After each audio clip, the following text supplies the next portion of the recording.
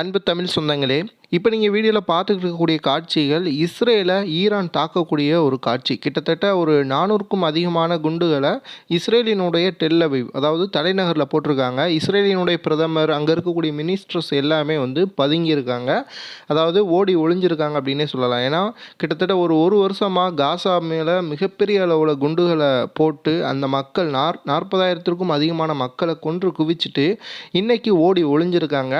என்ன ரீசனு, என்ன நடக்க போகுது, போர் ஆரம்பிச்சிருச்சா, யார் யாருக்கெல்லாம் இதில் வந்து பிரச்சனை வரும், கல்ஃபில் நம்ம இருக்கோம், நமக்கு எதுவும் பிரச்சனை வருமா அப்படிங்கிறதெல்லாம் விரிவாக பார்க்க போகிறோம். நிறையா முக்கியமான தகவல்கள் இருக்குது. வீடியோ முழுவதுமாக பாருங்கள். இப்போ நீங்கள் வீடியோவில் பார்த்துக்கிட்டு இருக்கக்கூடிய காட்சிகள் எல்லாமே இஸ்ரேலினுடைய தலைநகர் டெல் அவீவை நோக்கி கிட்டத்தட்ட ஒரு 400க்கும் அதிகமான வெடிகுண்டுகளை ராக்கெட் மூலமாக வந்து ஈரான் அனுப்பியிருக்காங்க. இதில் மிகப்பெரிய அளவில் பாதிக்கப்பட்டிருக்கு தற்போது இஸ்ரேலினுடைய பெஞ்சமின் நெதன்யாஹு, அதாவது இஸ்ரேலினுடைய பிரதமர் வந்து பாதுகாப்பாக கொண்டு போய் வந்து ஒழிச்சு வச்சுருக்காங்க. அதே போல் முக்கியமான மினிஸ்டர்ஸ் எல்லாமே பார்த்திங்கன்னா இஸ்ரேலுக்குள்ளே தலைமறைவாயிருக்காங்க. என்ன காரணம் அப்படின்னு பார்த்திங்கன்னா, இப்போ இருக்கக்கூடிய சூழலில் ஈரான் வந்து ரொம்பவே அவர்களுடைய பொறுமையை இஸ்ரேல் வந்து சோதிச்சுக்கிட்டே இருந்துச்சு.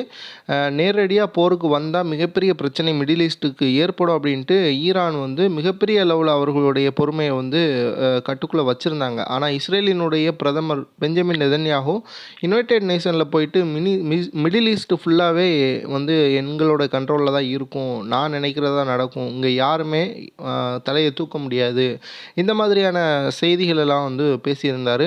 அதற்கு மிகப்பெரிய அளவில் எதிர்ப்புகள் பல நாடுகள் சொல்லியிருந்தாங்க. குவைத், யுஏஇ, அதே போல் வடகொரியாவினுடைய ஒரு அஃபீஷியல்ஸும் வந்து பேசியிருந்தாங்க. இந்த மாதிரி நிறையா வந்து பேசியிருந்தாங்க.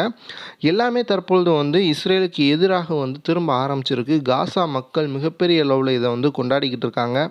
கிட்டத்தட்ட ஒரு வருடம் கழித்து இஸ்ரேல் மிகப்பெரிய அடியை ஈரான்கிட்டருந்து வாங்கியிருக்காங்க. இந்த அடிக்கு பிறகு அவங்க திருந்தலை அப்படின்னா கண்டிப்பாக மீண்டும் மீண்டும் அடி வாங்குவாங்க அப்படிங்கிறது தான் வந்து யதார்த்தமான உண்மை.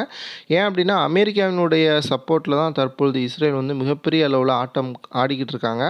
இந்த ஆட்டத்தை நிறுத்துவதற்கு பல நாடுகள் தற்பொழுது ஒன்றிணையும் அப்படின்ட்டு எதிர்பார்க்கப்படுது. இவங்க வந்து டெரர் குரூப்பை அழிக்க போகிறதா வந்து இஸ்ரேல் சொல்கிறாங்க. ஆனால் டெரர் குரூப் அழிக்கிறதுக்கு பதிலாக அப்பாவி பொதுமக்கள் தான் இவ்வளோ நாளாக வந்து அழிச்சிருக்காங்க.